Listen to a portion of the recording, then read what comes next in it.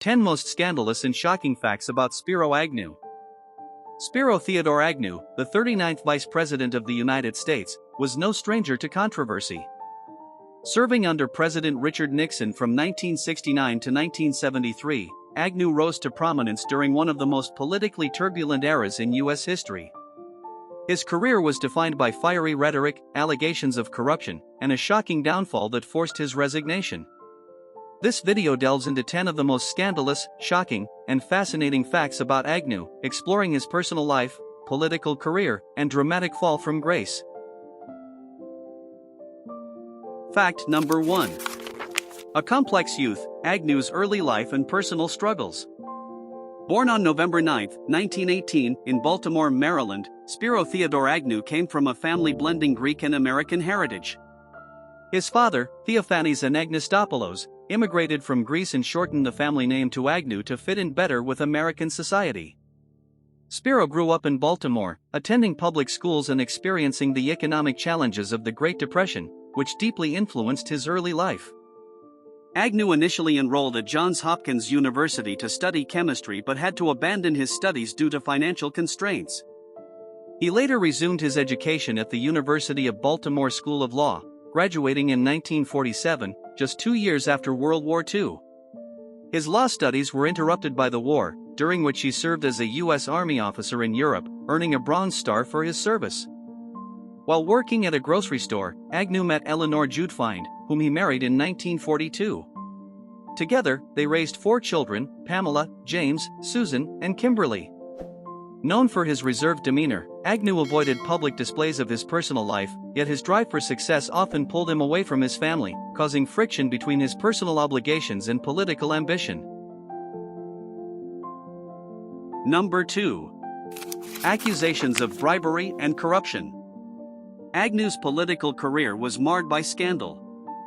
As governor of Maryland, 1967 to 1969, Agnew took bribes from contractors and engineering firms in exchange for government contracts. Even more shocking was that these bribes continued into his tenure as vice president under Richard Nixon. The illicit payments were often made in cash-stuffed envelopes handed over during secret meetings, sometimes within the walls of the White House itself. Investigations revealed that Agnew received tens of thousands of dollars in bribes, with sums increasing as his political career progressed. Witnesses described a pattern of Agnew requesting donations from contractors, including personal gifts, luxury vacations, and financial kickbacks.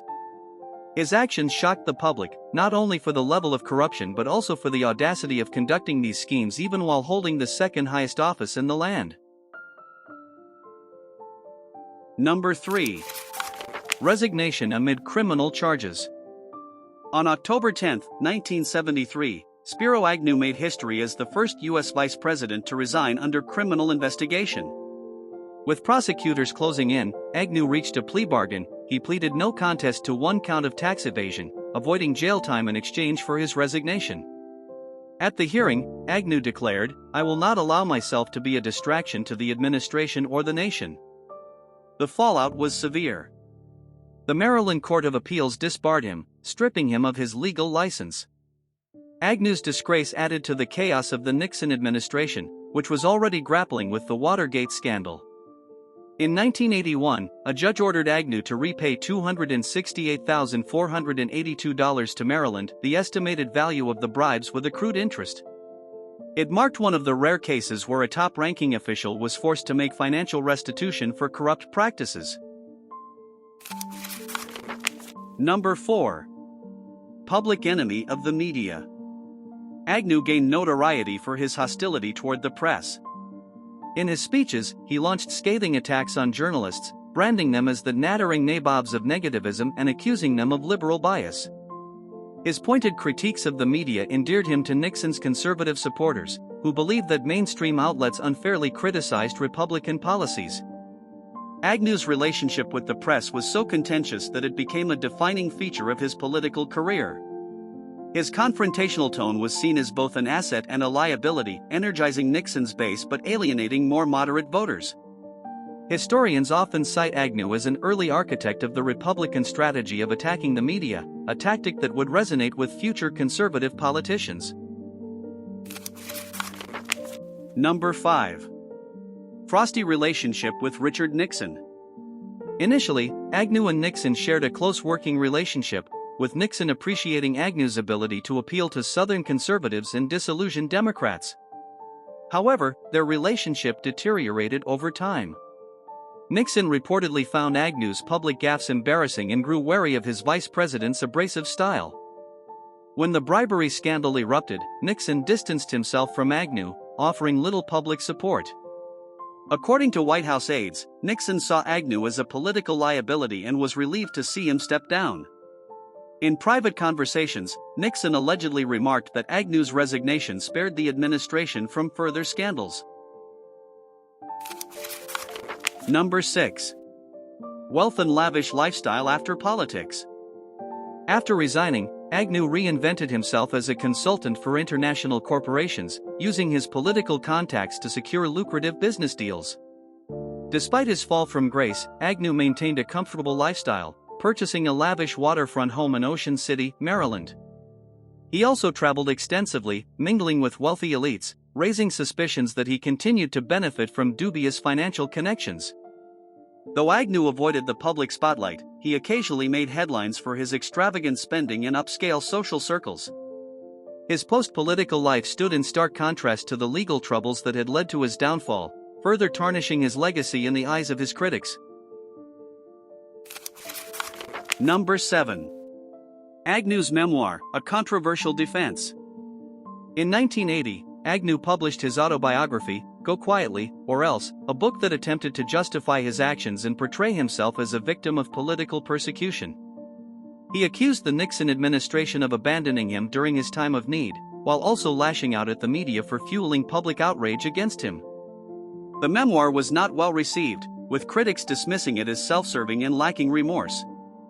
Yet, it provided insight into Agnew's resentment toward those he believed had betrayed him. The title itself, Go Quietly, or Else, hinted at the coercive pressure Agnew felt during the height of his legal troubles. Number 8. A secret affair revealed after his death. After Agnew's death in 1996, Hilda Vatz, a longtime family friend, disclosed that she had maintained a secret affair with him for several years during his political career. The revelation added a new layer of scandal to Agnew's already controversial legacy. Although the relationship remained hidden during his lifetime, Vatz's admission fueled speculation about the extent of Agnew's private indiscretions. Number 9. Agnew's role in Nixon's re-election campaign. Agnew was a key figure in Nixon's 1972 re-election campaign, rallying conservative voters and attacking Democrats with inflammatory rhetoric.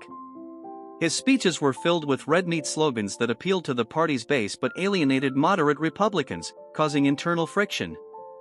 Despite these tensions, Agnew's relentless campaigning proved effective, helping Nixon achieve a landslide victory.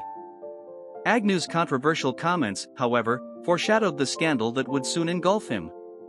His aggressive style raised questions about his suitability for higher office, with some Republicans quietly doubting his political future even as the election concluded. Number 10. Death and legacy. Spiro Agnew died of leukemia on September 17, 1996, at the age of 77. His death triggered mixed reactions. Some mourned the loss of a complex political figure, while others remembered him as a symbol of corruption. Agnew was buried at Delaney Valley Memorial Gardens in Maryland, with little fanfare or public acknowledgement. Agnew's legacy remains contentious. For some, he was a political martyr unfairly targeted by his enemies. For others, his downfall symbolized the dangers of unchecked ambition and corruption at the highest levels of government. His combative style and anti-media rhetoric set the stage for a new era of American politics, making him an influential, if controversial, figure.